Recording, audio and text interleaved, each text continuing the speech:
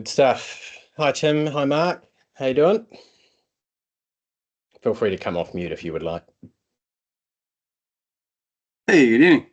Hi, Tim. How you doing? Thank you. Oh, hi, mate. How you going? How are you? Yeah, very good. Whereabouts are you calling in from, Tim? Maryland. Good stuff. Good. I've got a meeting with Ted today, Greg, but I just thought I'd jump on this anyway and Yeah. No, great to have you along. Good to have you here. have a listen in. For sure. Very good. Sorry, Tim, I missed where you're calling in from. Whereabouts are you? I'm from Maryland. Maryland. Okay, good stuff. Very good. How far away is that from DC? It's just the next state down, isn't it? Way too close. Yeah, about an hour without traffic, which 2 or 3. Right, very good. Yeah. Well, nice to have you on board. We've got a fairly short week where we are in the Southern Hemisphere with Easter and a thing called Anzac Day, which is the Australian New Zealand Army Corps. So it's going to be there might be a few people coming along, but it'll be relatively slim, one would think. Hello, Chris. How are you doing? Good, Greg. How are you? Yeah, really good. Nice to have you along. Nice to have you along. We're going to just give people 1 or 2 minutes to sort of jump on board, and then we will get underway. Whereabouts are you calling in from, Chris? Toowoomba, Queensland. Right. Cool. Very good. Very good. Tim's from Maryland. Mark, whereabouts are you from? You're in Queensland, aren't you? Still on mute. Oh, there we go. Australia. Really good. Okay. Share my screen.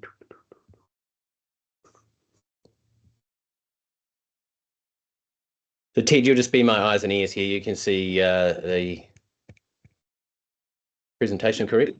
Yep, we got you there. Just like to let everyone know that in the chat of this Teams call, there is a little worksheet that you can follow along if you want. Take some notes. Yeah, very good. Great. Okay, we will get underway. Thank you very much for attending and this MSP Masterclass around client contracts. Some housekeeping. So if at any stage you would like to come off mute and just ask a question, there's obviously a fairly tight-knit group here. Please do so.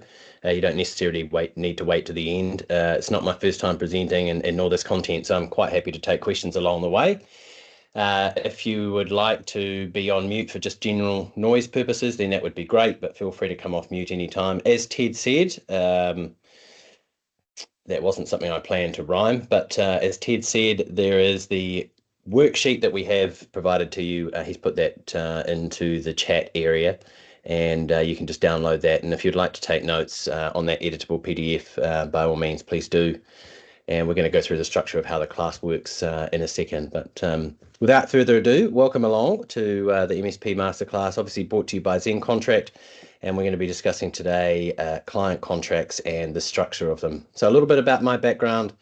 I've been 30 years in the MSP game, had a very successful set of MSPs prior to this. The latest one, which was Base 2, built up over 10 years, got to a significant size for the New Zealand market, and we sold that off to a government-owned telco in 2020, completing in 21.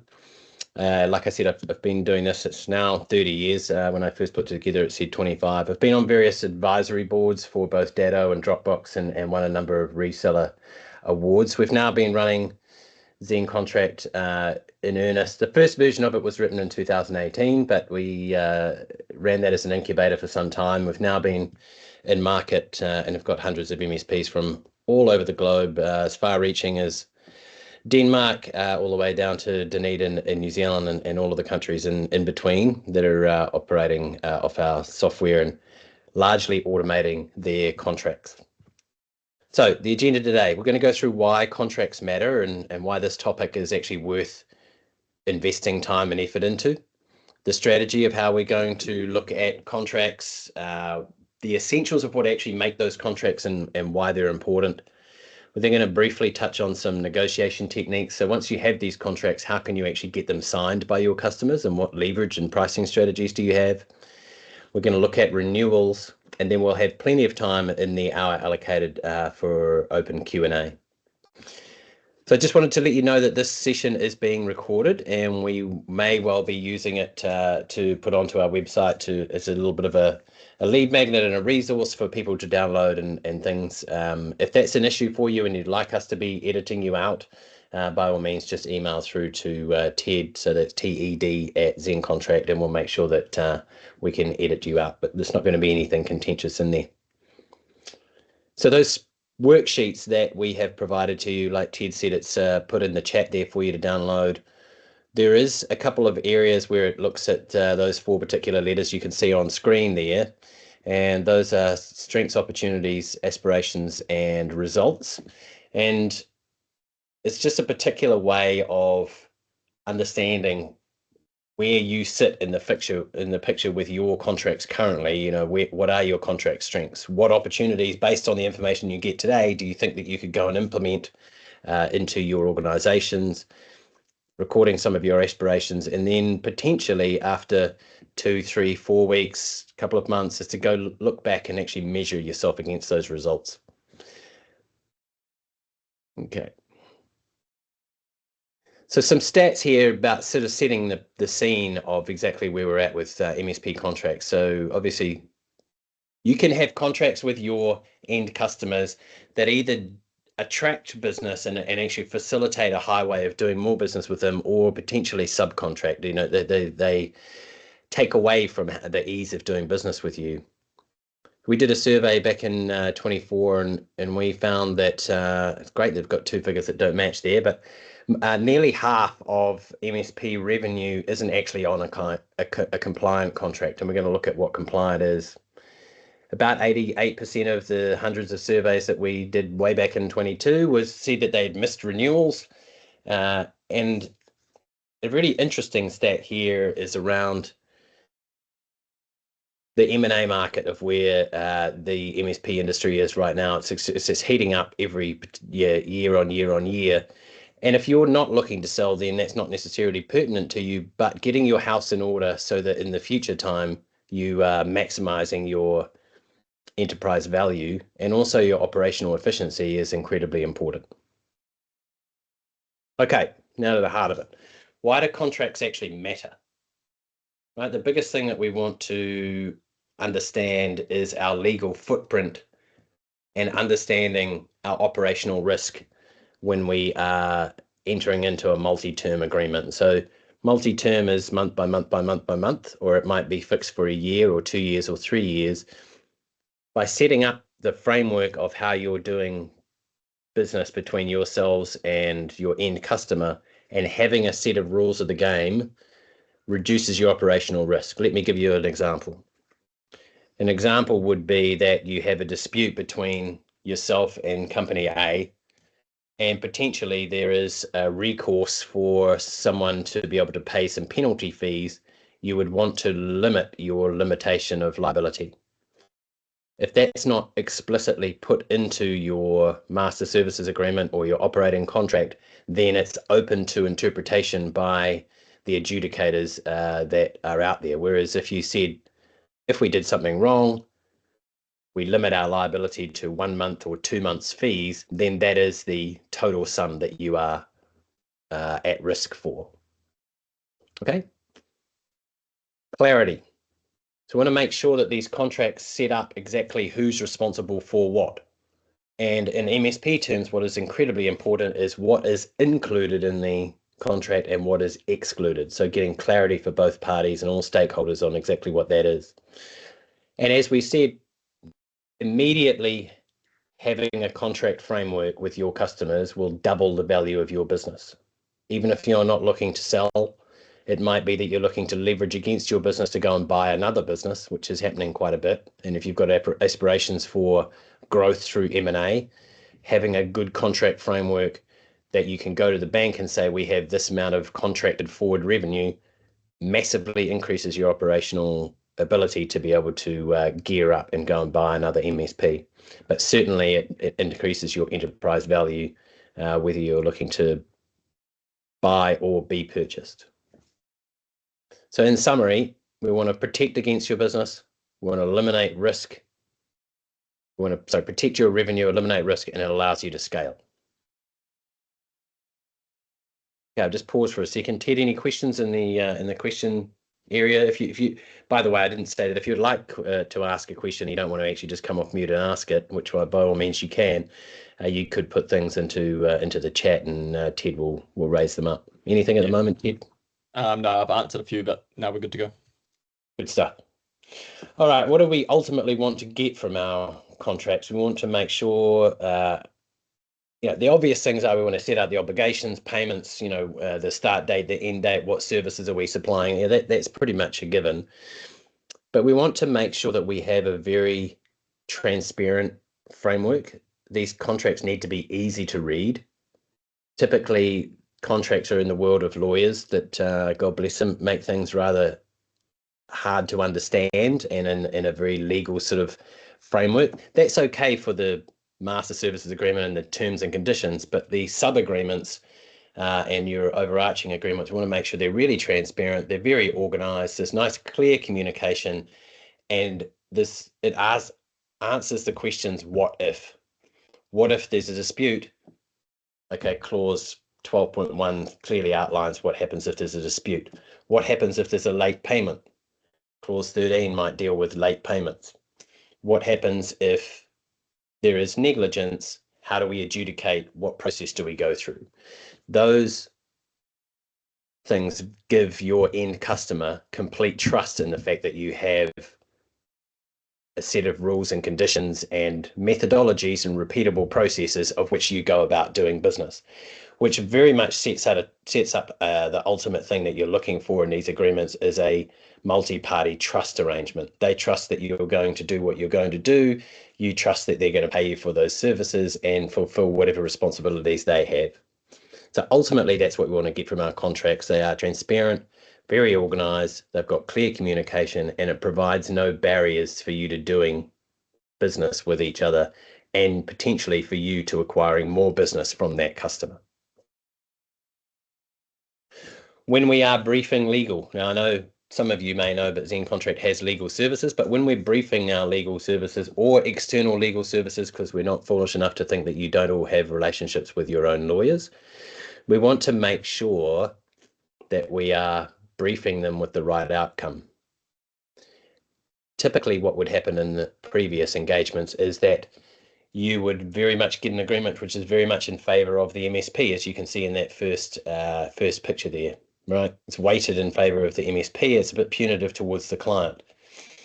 And vice versa, the other way around, is that what happens is you will end up with a negotiation circle where if you put forward an agreement which is too much weighted in your own favor to the customer, against the customer, or you present it to them, then there's going to be negotiation back and forth and round and round and round and round. Ultimately, what we want to do is to brief legal to make a fair and equitable agreement that is fair for both parties.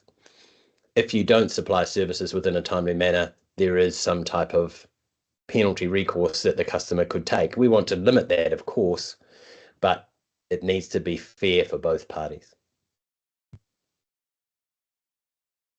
All right, what's the contract flow? How does this start off? So let's look at the example of a net new client. You're an MSP, you're operating in Toowoomba, you go and contract or in Maryland, and you contract a new client for 30 seats. Obviously, there's going to be initial discussions between the two, saying, and you'll be doing some discovery, finding out if you're a good point. You'll be issuing them some type of proposal. The proposal will be relatively brief in the fact that it's going to outline the information that you've gathered from that conversation to say they're 20 seats, they're 3 locations, they operate in X, Y, and Z industry. So you want to capture that information. You're going to put forward what your IT managed services solution will provide to them, what the business benefits are to them, what the pricing is, and potentially what some sort of contract term might be. And once they accept that, then you would immediately send them a master services agreement. Now, it's probably worthy of just pausing here for a minute and understanding what is set out in a master services agreement and why is that different from a managed services agreement. The master services agreement covers off all terms and conditions, but nothing to do with price or contract term. Right? It is the foundational document that sets out all of these T's and C's and the answers all the what if questions with to do with limitation of liability, what your service level agreement is, everything that is not service, price, or contract term goes into the MSA. And your immediate question would be, well, why are we doing 2 agreements? Why are we not just doing 1? We separate out the master services agreement with all the T's and C's and legal things in it because we want to get them to sign that once. And then we just have operational sub-agreements, statements of work, service schedules. MSPs call them all those different things, but they are your operational agreements that would tend to cover off. These are the services we're supplying to you. This is the pricing that is going to be remunerating us for those services, and any special terms and conditions and what the contract term would be. The reason we separate those is once you have them sign the master services agreement, it sits there in perpetuity and underpins any other subsequent agreements. And they don't, when you're selling them something in the future, they don't have to go through all those T's and C's again. It massively reduces the sales cycle and opens up a pathway for you to be able to sell them more and more services. The counteract to that would be that you send them a managed services agreement with all of the terms and conditions in it, and you were to send that off every single time, then they are obligated to go through all those terms and conditions every single time. No one wants to do that. So it's providing more of a barrier than it is an enabler. So proposal gets accepted, send the MSA, get that signed off. It sits there in perpetuity in the background. And we then have some sub-agreements for managed services. You might have another one in 6 months' time for managed Wi-Fi, another one for projects. You want to be able to just sell them more and more services over time. Ted, any questions? We've got one. How do you manage changes to the MSA to reflect changes in law or environment? Sure, there is the ability to be able to update the MSA and get that sent out on an ongoing basis, periodically. There is obviously changes in law, and if you subscribe to a ZenContract, by example, we're trying to keep this independent of ZenContract, but we have in-house legal services. We would be advising you of law changes in your particular geography as part of the service. And you could ask us to amend your MSA, and then you can do a bulk send out to all of your customers. That is a relatively infrequent set of circumstances, but it does happen periodically. There has been new privacy laws in various states in the USA that have come out recently, and we've done some work and updated MSAs and guided those MSPs that are on our books to send out those changes. Some people look to do it with just a single page addendum to say that clause 12.1 has changed from this to this. Both are effective, and as long as you've got a very tidy management system that stores everything in the right place with the right date and time stamp, then they work in conjunction. But ultimately, you would need to get a copy of the MSA sent out to the person reflecting those changes and get it signed off. There is version control built into a product like ZenContract that would facilitate that process. Okay, so in summary, before we move on from here, proposal, as soon as that's accepted, we send the MSA followed by the sub-agreement. The sub-agreement would be managed services for 30 people starting on this date, ending on this date. This is how much it is per month. And you might have some other services in there, which is, advanced security services that would have that same information. But those sub-agreements deal with start date, end date, cost of services, and what the services are. The MSA is all of the legal framework. You would want to make sure that whether someone is buying a teaspoon from you or a fully fledged managed service with all the fruits, every single customer signs an MSA. Okay. So what makes a contract compliant? Obviously, you can read those on the screen, but I'm just going to talk to the point and why they're important, more importantly. So obviously, the contract needs to have all the correct documentation, scope of services, how much are we paying for, what happens for if there's a problem, escalations or dispute, needs to be signed by both parties. The validity means, is it still current, i.e. it was signed on this date for services to be delivered between date 1 and date 2. If it's still between those dates, obviously then it's valid. There is some legal recourse if the contract is not commercially viable, i.e. if someone is receiving the equivalent of 15 minutes of service or whatever per month and you're charging them a few $1,000s and then it's not weighted in fair and equitable favor, then there is in many geographies, if not all, the ability to dispute that contract. So it needs to be commercially viable. Is it priced correctly? Is it within the scratch and sniff of a market test compared to what other people are charging for equivalent services? Now, there's a good argument to say that your services are not equivalent to anyone else's because they're better, but that needs to be fair and reasonable on the pricing. So is it commercially viable? It needs to accurately state the services that are being supplied. Okay, that kind of makes sense. So it needs to be well documented, valid, commercially viable, and accurately state what is actually being supplied. Those contracts change over time. So the example would be that you are selling managed services with managed firewall or managed Wi-Fi when you signed that customer up. 6 months later, you sell them some more security services or maybe some dark web monitoring services.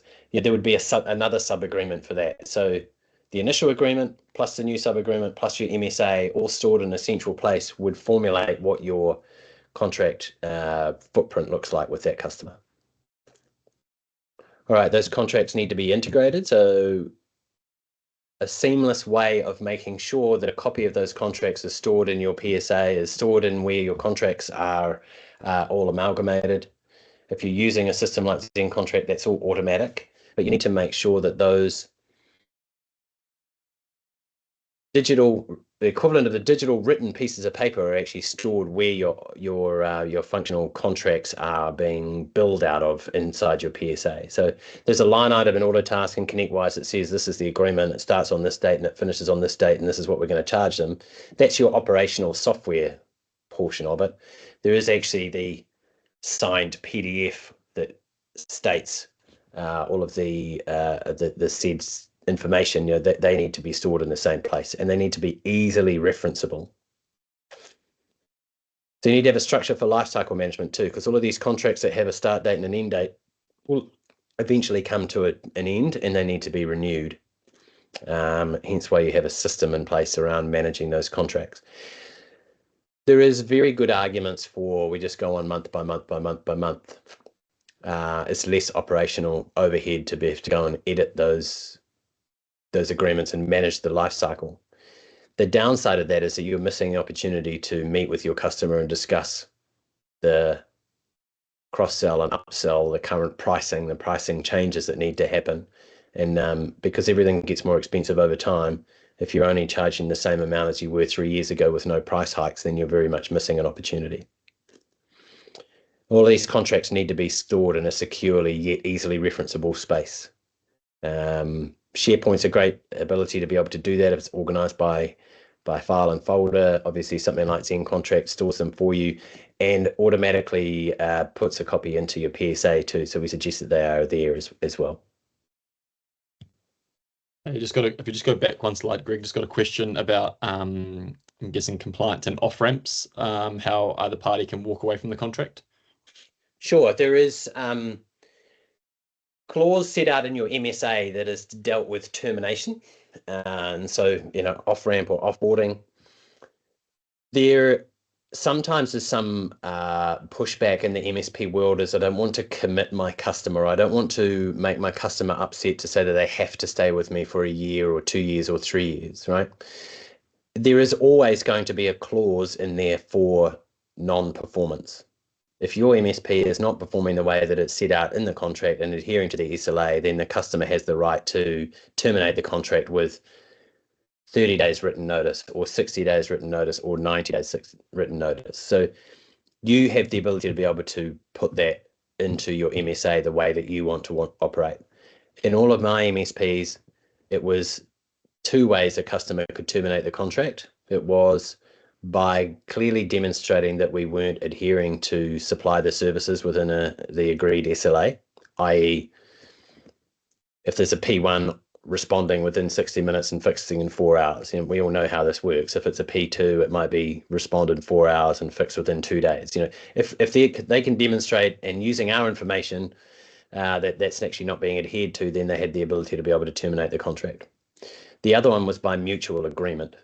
And so that just gives another very clear way for a customer to be able to call you up and say, hey, this is not working for us, we'd like to move on. And by mutual agreement, you would terminate the contract. Always have a termination period in there of, I'd say, 30 days plus. That gives the ability to be able to correctly offboard them, even if it's a relationship which is a little bit acrimonious and is not working for either party. You still want to do the professional thing and have an offboarding process that sees them go out into market in a way where they're not speaking ill, of you or your business in any particular way. Thanks, Greg. I was also particularly thinking of those situations where we want to, as the provider, want to have an off-ramp, either because we find the customer is onerous to deal with in ways that aren't identified contractually. So, obviously a contractual one is if they're not paying the bill, then we need to be able to know that we can stop providing service. Yes. Or if if they're going into liquidation or receivership or something like that, without ceasing trading, obviously. But the other is either when the customer's just in some way unpleasant or awful to deal with in ways that wouldn't be considered contractual matters, or where our ability to deliver that service because of key personnel leaving or because of a reseller agreement having been terminated, where we're not going to be able to supply those services any longer. Yeah, so that would be one of the times where when you're sitting down and drafting an MSA, either with us or external legal resource, is under termination. You'd want to have a checklist of scenarios that you want to get those things covered off. The hardest one, John, there is putting a framework in place that, in layman's terms, says if we don't like dealing with you, we reserve the right to terminate the contract. That's usually one that is hard for them to sign up to. It needs to be done in a way where, by mutual agreement, seems to be the most fair and reasonable, and that's where you would actually sit down with them and say, our team's really not enjoying this engagement, we'd like to terminate. Could we put a structure in place where we're no longer doing business together in the next 90 days? That seems to be covered under the mutual agreement area. If there is an outright statement in there that says, Theta reserves the right to terminate your contract within 90 days written notice as we see fit, obviously this becomes a significant negotiation point. But we all have customers we don't like and wish we would just get rid of them. Typically, we've done that under the mutual agreement, but you can put forward a structure in place that allows you to get rid of them if they are hard to deal with, but it's usually around personnel or it's more of a qualitative arrangement as opposed to something quantitative like not paying the bill. Okay, thank you. All right, good, Scott. Yeah, Greg, I wanted, sorry to cut in, I wanted to have something in there on my one around that with anything co-managed where they've got a stated person who is potentially going to be the person that we're co-managing their service with, so they're getting some sort of differentiation on price, but that that person moves on, then obviously we need to have scope to change the arrangement. Yeah, so that would be dealt with in a subsequent sort of area, and that would be something that we'll work with you in tailoring when we're setting up your MSA, because that's a little bit of a unique set of circumstances.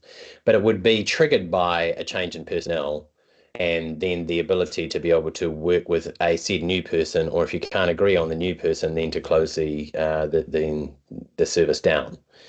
So that makes sense? Yep, no problem. Good.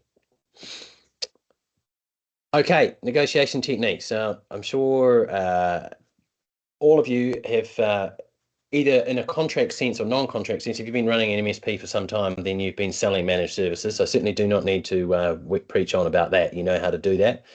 This is a framework in which we have found really, really successful with a lot of our MSPs to be able to go and understand and forecast exactly where these MSP contracts sit. So does the person that you're talking to have the authority to be able to set the budget? Does the company have budget? Do they have the authority to sign off on the budget? Is there an immediate need, or what is the actual time frame or need for the MSP service to be into their business, and how long is that time frame? So assigning a weight of 25% to each. If you get all four, then you're 99.9% you're going to get that deal, and it's a good way to forecast your managed services upwards. But if you if the company does not have budget, but they do have authority, there's a very weak need, and they're going to have a look at doing something in the next 90 days or whatever, then that's a fairly low score as far as how you would forward position selling and getting this contract closed. Whereas if there is 3 out of the 4 at 75%, most of the time that will go ahead. So this BANT was actually nothing that we've invented. It was put together in the 70s, but I think by IBM. But it's a very effective way of being able to perform discovery when you're selling these things, because these are the 4 questions that you would like to understand during your interaction with selling them. Might be something you could pass on to your sales team, but understanding, is there budget for it? Can you sign it off? What happens if the business doesn't buy this service for us? And that's how you can kind of get the discovery on, is there a need for it? And what's the timeline until when this could get this closed? Certainly something that we use in our business and is highly effective. It's very pertinent to MSP contracts and selling these services, especially around understanding what the need for it is and what happens if it doesn't get purchased. Can the business just glide on and carry on if it doesn't have this service in place? Okay. Pricing strategies. I don't know whether this scales up to a theta size organization, John, but it's very good for most MSP size organizations to be able to put forward some sort of good, better, and best type bundles in your MSP contracts. Now, good would be the very minimum set of services and products that you are willing to take your managed services to market with. So it might include, obviously, access to your service desk, so managed help desk services. It's going to include Office 365, 4 or 5 different security products. You know, that's the minimum stack that you're willing to take your services forward. You'll assign a name to that and a price to that. You'll then have a better bundle, which is going to have a couple more security products and a bit more fruits, maybe a bit more reporting, maybe a once a month meeting on site to be able to discuss your forward strategy and your technology strategy and alignment. And then the best is you're all singing and bells and dancing. There's a concept called price anchoring where, let's just use an example here. You're going to set a price for $150 for your good bundle, and it might be $175 a month for your better bundle. Whatever your best bundle is, you want to jack that price way up. So it might be $225 or $250. And what that does is drives the buyer back to potentially the better bundle or the good. But effectively what you're doing there is a thing called price anchoring, and you are giving options to the buyer without them being forced to go to market and check you against other suppliers.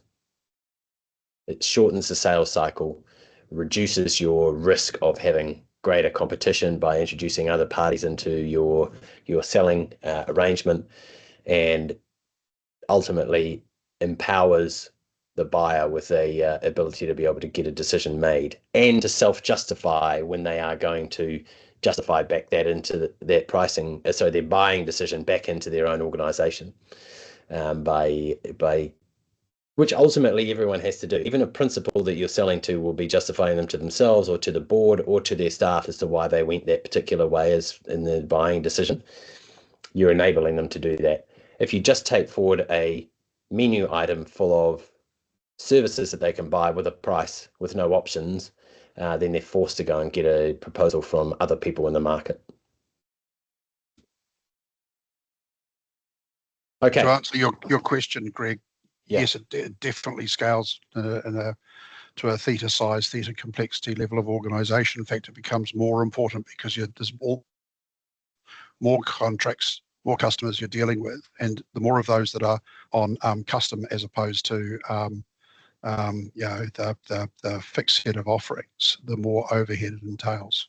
That's right. Yeah, those variations on a per customer basis is where a lot of the inefficiency starts to incorporate itself, right? And so good business is about repeatable process, especially in this game, because you've got a fixed amount of revenue per customer per month. You really want to get operationally efficient at supplying the service and therefore increasing your margin by dropping your cost of delivery down, right? And so repeatable products with repeatable services, with repeatable delivery methodologies and repeatable support capabilities is where you create more and more margin. And setting this up in a bundle, which goes into a contract, which then becomes into a repeatable contract that can be delivered to 10 customers or 100 customers without all of the needs for variations is a lot more operationally efficient, therefore a lot more profitable.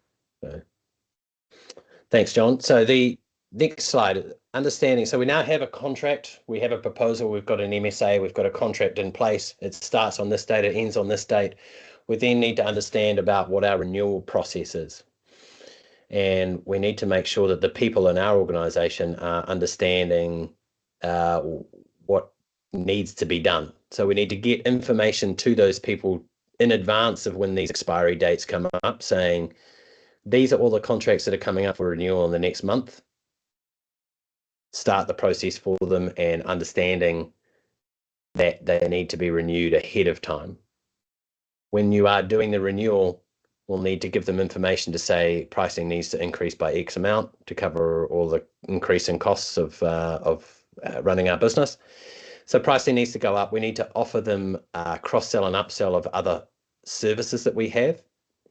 Typically, an MSP is going to have up to 10 lines of business, but most customers will only buy 3 or 4, and our opportunity is to go and sell them the other 6.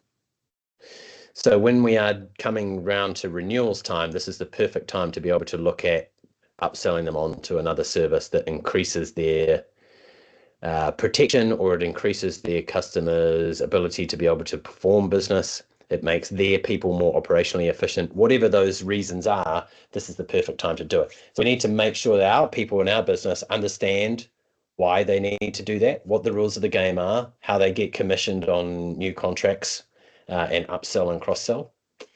What the process is, we need to make sure that there is a templatized process for managing renewals. All right, and understanding what those renewals workflows are. And typically it would be great if you had some technology to help them do that. So there was a tool set to be able to help them manage renewals.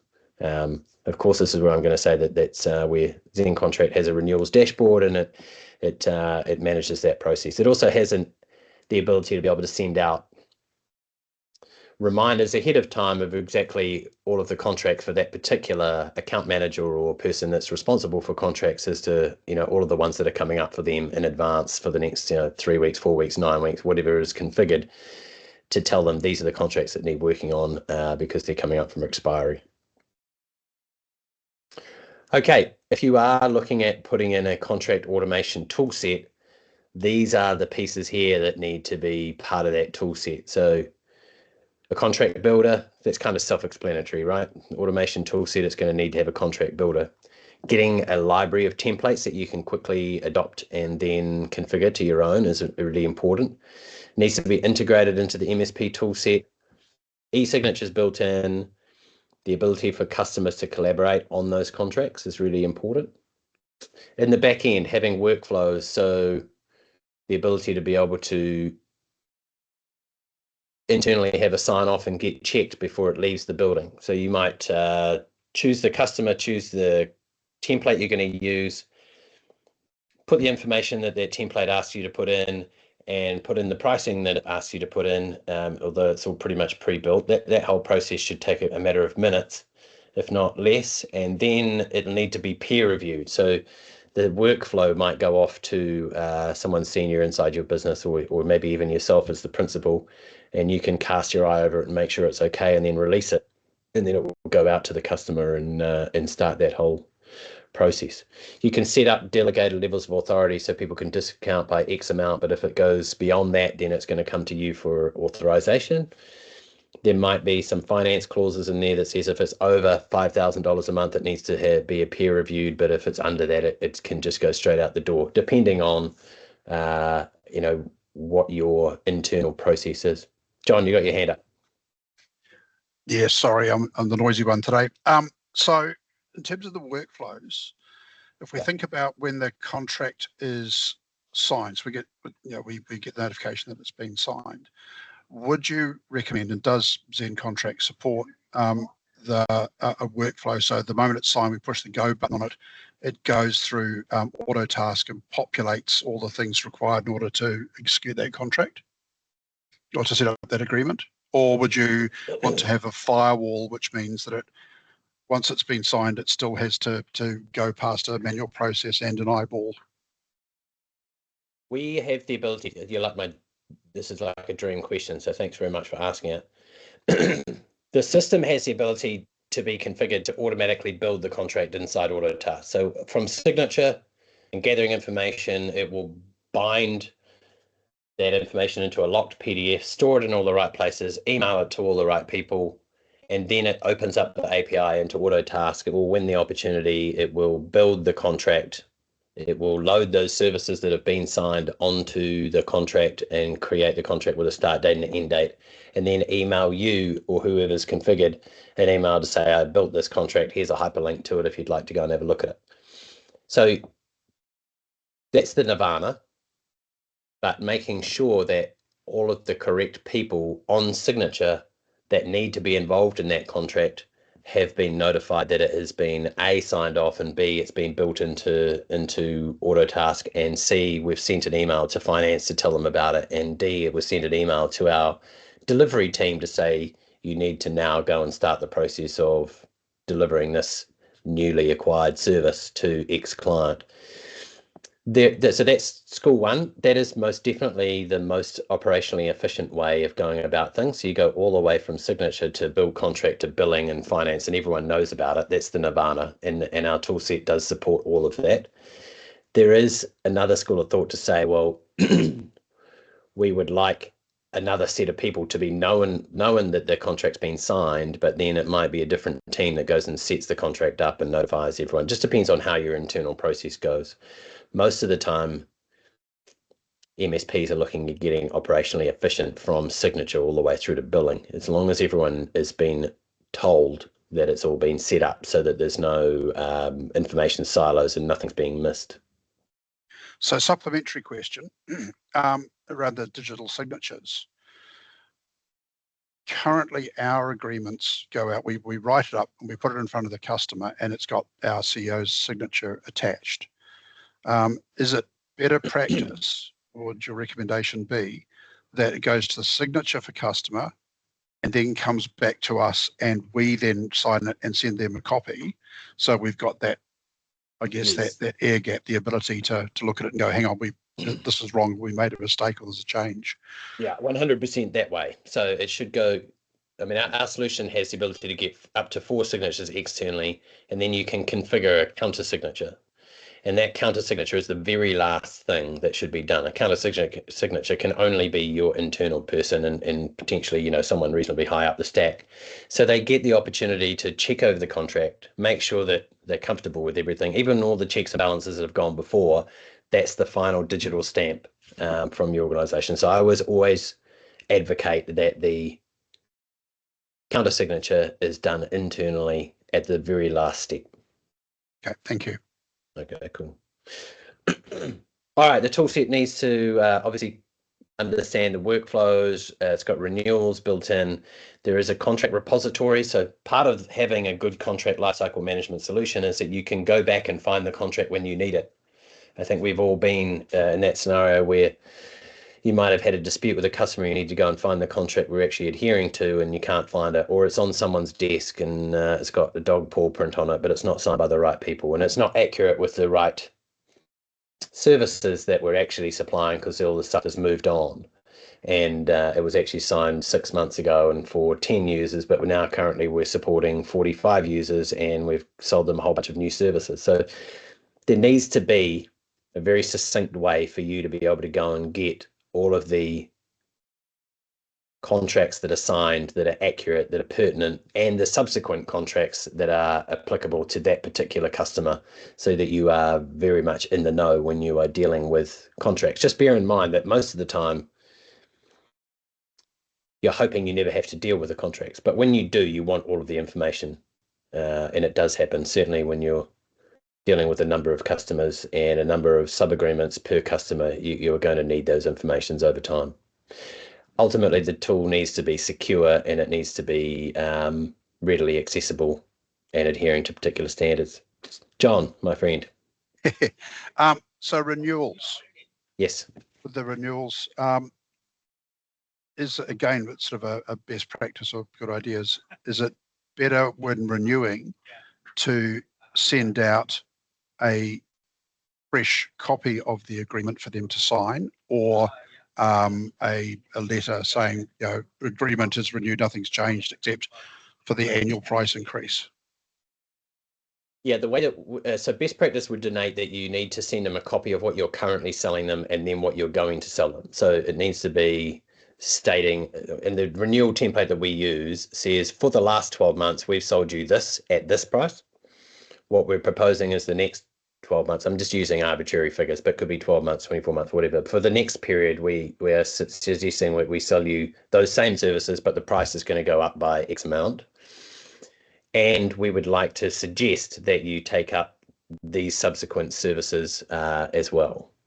So the renewal should state, this is what we have been selling you and the price, and this is what we're proposing to sell you and the new price. That way they can very readily and easily understand what the variation and changes are. If you just send them the new price, they are automatically going to have to go and find out what they were paying before, because they'll need some internal justification. So that can be encapsulated in a letter or similar document. What I'm saying is it your advice or preference or best practice to send a letter that says, this is what we were selling you, this is the new price, and this is other things you want to consider? Or do we send them a clean, fresh copy of the original agreement with the new dollar values in it for them to sign? The former.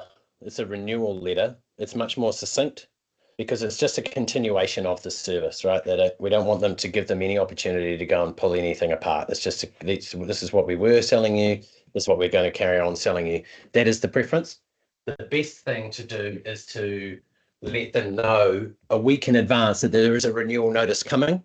You could do that in a form of a letter. Our tool sets it up in an email to say, we are about to send you in 1 week's time a renewal notice. It just lets them know that it's coming. They can get their head around it, and then it dramatically reduces the amount of time they take to make a decision to renew the software. Thank you. The service, rather. Great. Okay, let's quickly go through ZenContract and what that can supply. There's various types of plans that come with the solution. This is where I change a little bit from I guess subject matter expert through to a salesperson, but we would be a little bit amiss to not take the opportunity to tell you a little bit about the solution. So ZenContract covers off a lot of the stuff here. It has an MSA manager, it has a renewals manager. It's very fast to be able to create contracts and get them out the door, digital signatures built in. It covers off all of the best practice that we've just talked about for the last 40 minutes. There is various plans that you can see on screen there, and depending on where you're sitting. The Zen Master one in the very middle is the one that integrates to your PSA. They all integrate with Office 365 and your SharePoint and your Outlook. But those are the prices that are there. We would love to talk to you about how it might benefit your business. And to do that, it would be the fastest way is to go to our website, which is www.zencontract.com. There is a big blue button that says Get Started up in the top left, and that goes straight to a calendar booking for myself, and we can have a discussion around how the solution might benefit you. Very good. There is some special discounts, so 20% on the Zen Ultimate package, and we'll carry that over for the Zen Master package as well. So anything, any deals that result from this, there is a 20% discount on your month by month. There is a free one-to-one strategy consultation with myself around getting these contracts set up and how to best benefit for your business and your digital workflow, so you can get that seamless flow all the way from signature through to billing, and making sure that everyone gets notified along the way. That information flow is incredibly important. But once it's set up, we've seen dramatic increases in MSP's ability to be able to get things signed, get them onboarded, and get that operational flow. And of course, it comes with a 100% money back guarantee. So if we do start working and for some reason it is not a fit, then we would refund whatever monies there are for over that period of 4 weeks. We are, of course, salespeople, so we're looking at doing deals in April. Obviously, that's not too far away to May, but these discounts and things will be valid up until May 1st. We do have a price increase coming in May 1st as well. So if you're thinking about moving forward, timing is obviously of the essence. Okay, well, we've got some time for Q&A, and I know we've done a bit of it along the way, but I'm going to stop sharing so I can see some of your faces, and we'll open up the floor to anyone that's got any questions. We've just got a question in the chat around onboarding costs. Sure. There is a standard cost of $8.99 US, and that onboarding gives you access to our onboarding expert who is on screen with me right now, which is Ted Ranger. He is operating out of Hawke's Bay in New Zealand, but has weird sleep patterns, so can handle all sorts of different time zones.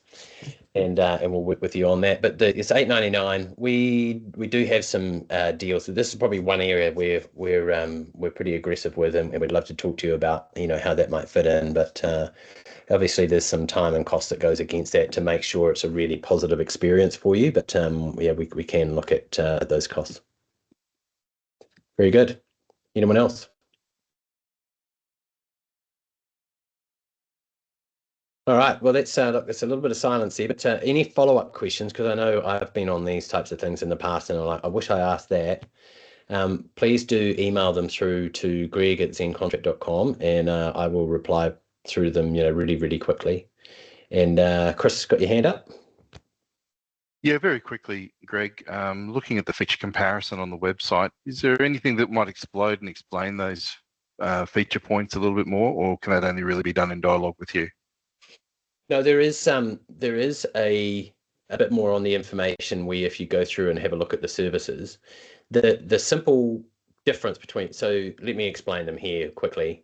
MSA Manager allows you to manage your MSA, and it integrates with AutoTask, with ConnectWise. You can pull and put all of those type of things, but it only allows you to manage templates that are deemed and tagged as MSAs. It won't allow you to do any others, right? So the next one is Zen Master, that integrates with your PSA, unlimited templates, unlimited contracts that can be managed, and it allows you 4 users. And then Zen Ultimate is obviously for slightly larger organizations and need more users. It also comes with some advanced sign-off workflows and some, it doesn't say this on the website, so I can appreciate that it might sound like I'm making stuff up. It also has some conditional price logic, which we've built for some of our large organizations. And what that means is that you can put rules in the background that says, if I add one managed services person, then automatically add 3 hours of onboarding time into this different pricing widget. And we have an organization called CBE that's out of Ireland. It's got hundreds of those rules. And so any iteration of someone that's doing pricing on managed services, it builds out that rule set. And so they get consistency of how they take their products to market or their services to market.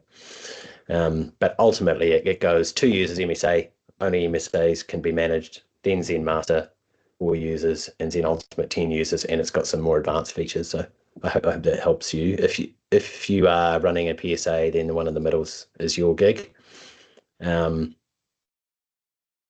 We do, I don't want to be favorist to our weaker currencies in this side of the world. We've got some good conversion rates on US dollars.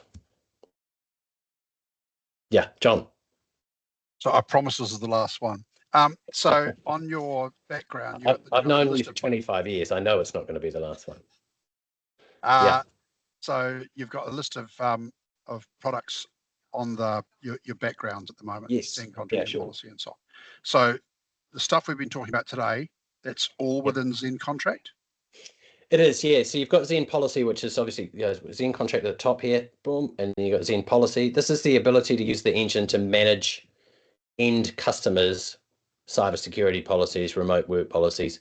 That is all built into ZenContract. We obviously didn't go into detail about it today. I'm happy to show you offline what that looks like, and it's charged on a per tenancy basis. So if you were to deploy managing cybersecurity policies for those end customers, whether it's 5 people, 500 people, it's so much dollars per tenant. It was 25. I think we've brought that back down to 10. I'll talk with you about that. But that's Zen policy. It comes as part of ZenContract. It's already built in. You don't pay anything more for it. It's just on a per tenancy basis. The MSA manager there, that's all built into ZenContract. That one there, Ted, I can't read it. What is it? Zen Legal. Right. So we have in-house legal services. If you would like, we've got Shelby Samantha Hager, who's a honours law graduate and is admitted to the New Zealand Bar and has now done hundreds of contracts for MSPs in various different geographies, from the US to UK to New Zealand, Australia, and all the countries in between. We help you set those contracts up and tailor them to your business. We obviously can't advocate and act for you as legal representation in case of disputes because we're not admitted to bars all around the world. But those legal services are done internally and at a very, very cost-effective rate. So that's a way of us making it easy to adopt the use of our software by getting some of those legal things done, because there was just so many delays going out to various legal organizations on a per MSP basis. But this way we have a center of excellence because Shelby's incredibly talented, but she is doing MSP contracts all day, every day, and researching all the geographies to make sure they're advanced. So that's Zen Legal. Then we have Zen Designs. So we have in-house designers that if you would like your proposals, contracts, MSAs to look and feel exactly like the way that you would like, and matching with your website so that the constant contact that you have with your customers is very consistent, then we have designers that can do that. And Zen Pay finally is something that we're bringing to market with our friends from Cloud Depot, who is some common ownership between the two businesses, that we will have the ability to be able to clear payments off the back of contracts within the near-ish future, but it's not there right now. Actually, the Zen Designs thing raises a good question too, which is in terms of the output from ZenContract that gets put in front of a customer to sign, what format is that in? So it is in a PDF. It is very, very consistent with the way, the look and feel that the DocuSign works, i.e. you would send off a link, they click on the link, it then builds the PDF in front of them. It will ask them to fill in various bits of information, adjust pricing if needed be, or if you configure it that way, it will then go through a digital signature process and it binds it into a locked PDF and stores that PDF in the right places and emails them a copy of the executed PDF with all of the date and timestamp and e-signatures on it. It's HTML5 portal that results in a PDF being sent to them. I hope that answers. That whole system is 100% capable of being white labeled, so you wouldn't even know it's ZenContract. It would look, like your organizations with your logos and with your vernacular and look and feel and your color set and your branding and everything right the way across it, right all the way down to if you would like to have a subdomain with a URL redirect, so it's hanging off the back of your website. So it's raised another question then. We're talking about the DocuSign component of it. So in addition to the customer being able to sign it, they can also make changes to things like quantity. So traditional MSP, if you're saying that there's 100 PCs and 3 servers, are we inviting them to true up, true down those numbers in the contract? we have the ability on a per section basis to be able to turn on adjustable quantities if you would like to give them that ability. You don't have to, it's all configurable. So it might be that you're sending out a proposal for 105 users, but in actual fact, they did a tally up and they want to change that to 113. You can give them that capability, or you can make it fixed, up to you. Okay, thank you. Yes, there's lots and lots of various features and things that we could lose much time on, but those core things are all built into the platform. Yeah, happy to take you through it, John, if you'd like. Okay, cheers. Okay, well, just bearing in time, we've got 2 minutes. So any final questions? Otherwise, we will we'll wrap up. But it's been a great session. Thanks very much for the involvement, and really appreciated you coming along and spending the time to understand about the benefits of contracts and how they can really set your foundational interactions with your customers up. So thank you very much. Following on from this, we will edit this out and send a copy of it to all the people that registered, but certainly those of you that came and turned up as well. And if you've got any follow-up questions or you'd like to book a meeting with us, then go to the website, click on that Get Started button. Simple as that. And if you'd like any follow-up questions, just email greg@ZenContract.com. And without further ado, hope you enjoy the rest of the day, no matter where you are. And thank you very much for your time. Thank you very much, Greg. Very valuable. Cool. Bye. Thanks, Greg. Thanks, everyone. Thanks, Ted.